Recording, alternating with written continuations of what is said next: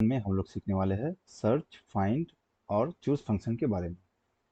तो ये तीनों फंक्शन बेसिकली इंडिविजुअली यूज नहीं होता है, किसी दूसरे फंक्शन के साथ इसको कंबाइन करके यूज किया जाता है।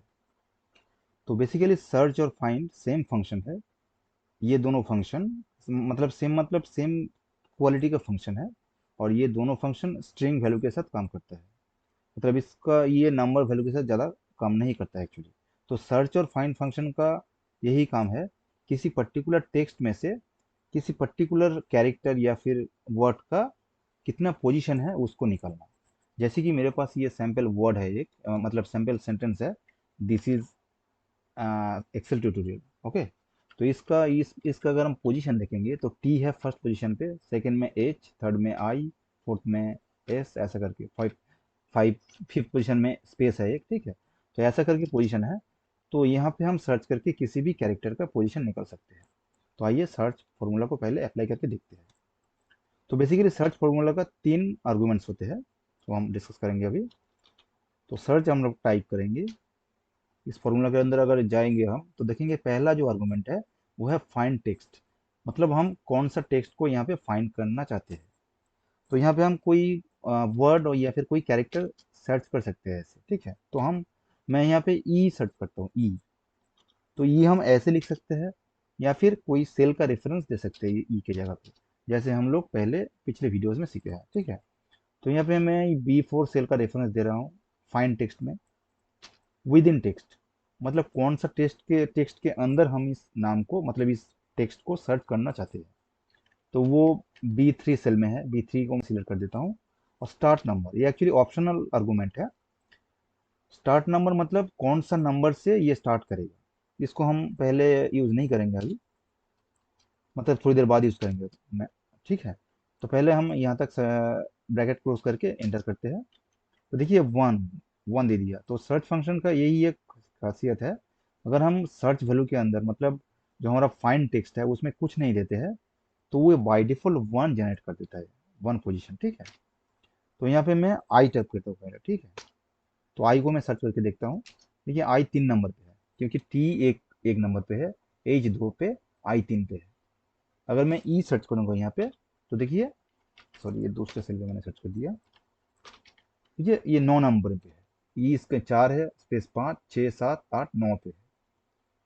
तो ये आई को लेके फिर से एक बार मैं सर्च करता हूँ। देखिए आई कितने पे है, थर्ड पोजीशन पे है। लेकिन आई के बाद देखिए दूसरा फिर से एक आई है, मतलब THIS 10, उसके बाद ये यहाँ पे एक आई है, फिफ्थ सिक्स सिक्स पोजीशन पे। तो यहाँ पे हम ये स्टार्ट नंबर का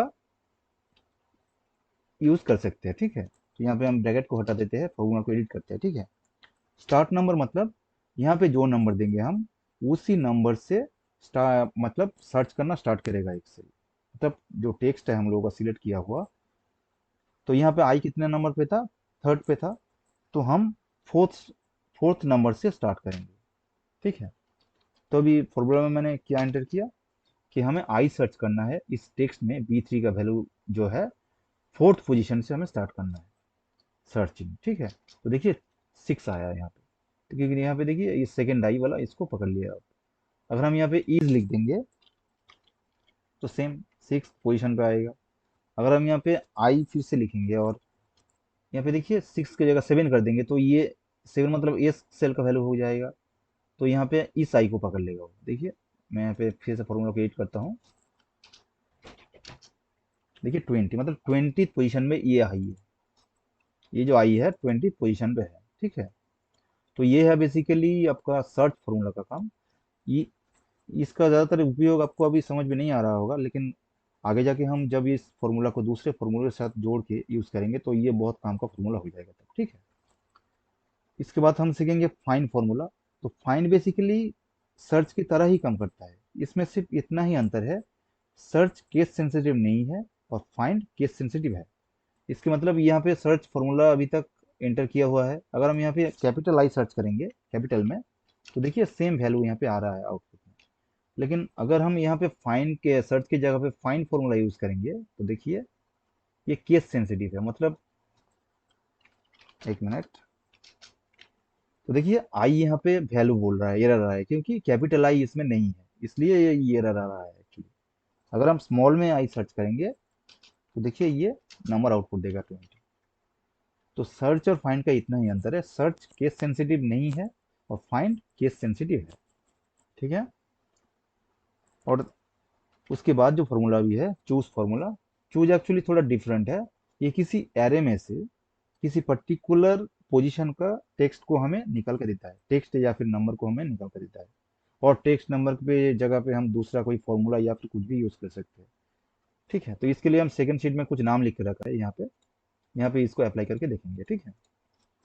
तो यहाँ पे फॉर एग्जाम्पल मैं 2 लिख के देता हूँ पोजीशन के लिए। तो इस फॉर्मूला का बेसिकली आर्गूमेंट क्या है,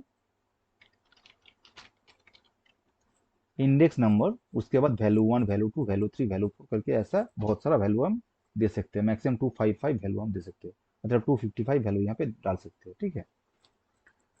तो यहाँ पे 2 मैंने डाला है। इंडेक्स नंबर के लिए मैं ये C3 जिसमें 2 लिखा है इस सेल को सिलेक्ट कर देता हूँ, और यहाँ पे वैल्यू 1 में इस सेल का रेफरेंस दे रहा हूँ, वैल्यू 2 में ये सेल, वैल्यू 3 में ये सेल, वैल्यू 4 में ये सेल, वैल्यू 5 में ये सेल, ठीक है। तो पहला वाला जो ये इसका आर्गूमेंट है ये है इंडेक्स नंबर, और उसके बाद का सारा वैल्यूज है, ठीक है। तो डाल के मैंने ब्रैकेट क्लोज करके एंटर कर दिया। देखिए मोहित आ रहा है क्योंकि नंबर्स सॉरी हमने जो नंबर्स दिए हैं उसमें से 2 नंबर पे मोहित था, इसलिए यहाँ पे मोहित आ गया। अगर हम यहाँ पे 1 देंगे तो कि सूरज आ जाएगा, अगर हम यहाँ पे 4 देंगे तो अमीर आ जाएगा। तो बेसिकली चूज फंक्शन का यही काम है, किसी पर्टिकुलर एरे में से किसी पर्टिकुलर पोजीशन का टेक्स्ट या फिर नंबर या फिर फॉर्मूला जो भी हम डालेंगे, जो भी हम आर्गुमेंट पास करेंगे वहां से, उसको निकाल के लाना। तो ये भी फॉर्मूला भी आपको ज़्यादा यूजफुल नहीं लगा होगा, लेकिन आगे जाके हम जब ये फॉर्मूला को दूसरे फॉर्मूले के साथ जोड़ के काम करेंगे तो ये तब बहुत यूजफुल फार्मूला हो जाएगा, ठीक है। तो आज का ये तीनों फार्मूला बेसिकली वैसा ही है, मैं पहले भी बोल चुका हूँ। इस तीनों फार्मूलों को हम दूसरे फार्मूला के साथ जब जोड़ेंगे तो ये बहुत पावरफुल हो जाएगा। तो होप आप लोग ये तीनों फार्मूला के बारे में समझ गए होंगे। आज की इस वीडियो में इतना है, आगे जाके हम इस तीनों फार्मूला को दूसरे फार्मूला के साथ जोड़ के यूज़ करेंगे। तो आज की वीडियो में इतना है। Thank you.